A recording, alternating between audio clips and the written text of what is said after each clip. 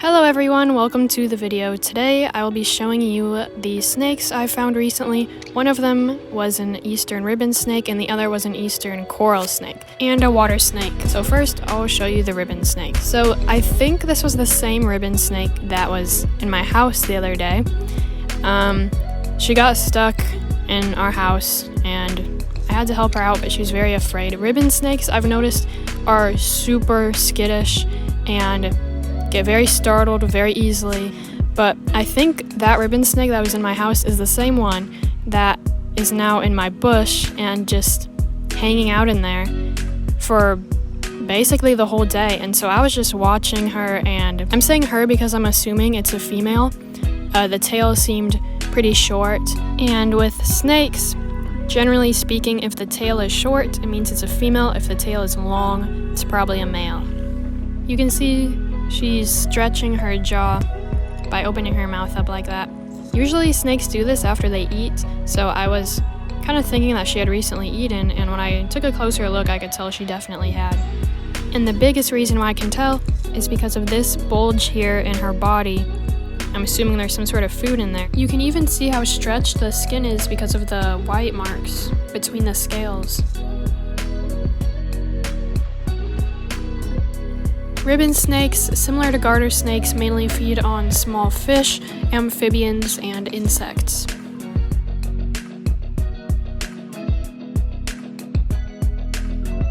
They're quite small in size. They usually only reach 16 to 35 inches in total length, so this one here could easily be an adult.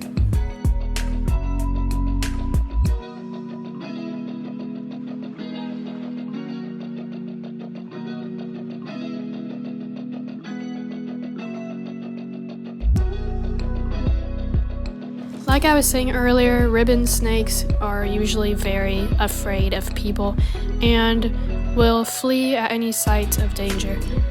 And usually it's interesting, if I ever have tried to pick up ribbon snakes in the past, they're usually the ones to try to bite me, and the thing is their teeth are so small, nothing happens. I mean, they can't even break the skin. But I wanted to see what this one would do, and it seemed very curious and interested in my finger.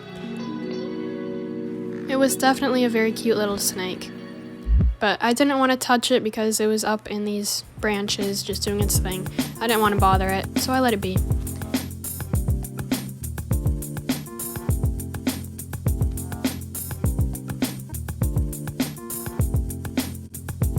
It didn't take long for it to disappear into the greenery, and next I have the really cool thing to show you of the coral snake, the eastern coral snake, that actually my parents found while they were on a walk in the woods, and I can't wait to tell you some things about it. So these snakes are very secretive and spend most of their time underground, so I've never actually seen one in person.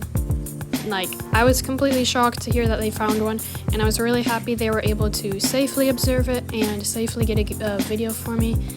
Very nice of them, and it's just really amazing. I mean, I've never seen one of these snakes, and I'm always looking for snakes, and I've seen a lot of different types, but never a coral snake of any type. And there are tons of different types of coral snakes. This one, like I said, is the eastern coral snake, which is one of the most venomous snakes in North America, and actually in the world. They have very potent venom. Their venom mainly consists of neurotoxins, so they can definitely lead to death, but deaths are very rare from coral snakes since usually their bites miss, or they just don't even try to bite in the first place because they actually aren't very aggressive.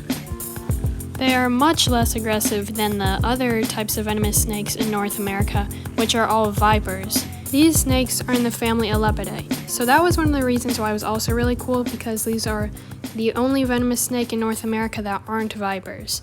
So pretty cool. It's interesting that they have such strong venom because their main prey is other snakes and lizards.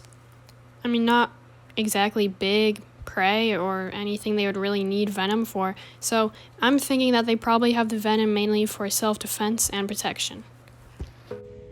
Lastly, I'm wanting to show you this water snake I found just the other day. It was really cool because I was walking around this lake and I saw something peeking out of the water, and I thought it was a turtle, but I realized it had to be a water snake of some type.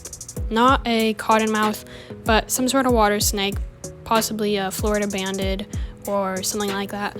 But yeah, it kept coming up and looking at me from the water, and then when I would get close, it would go back under and go somewhere else. It was just really cool, and I was able to get pretty close so I could get a video of that. But yeah, a very curious water snake. Anyways, thank you so much for watching. I hope you enjoyed seeing these 3 snakes as much as I did, and I hope you have a great rest of your weekend.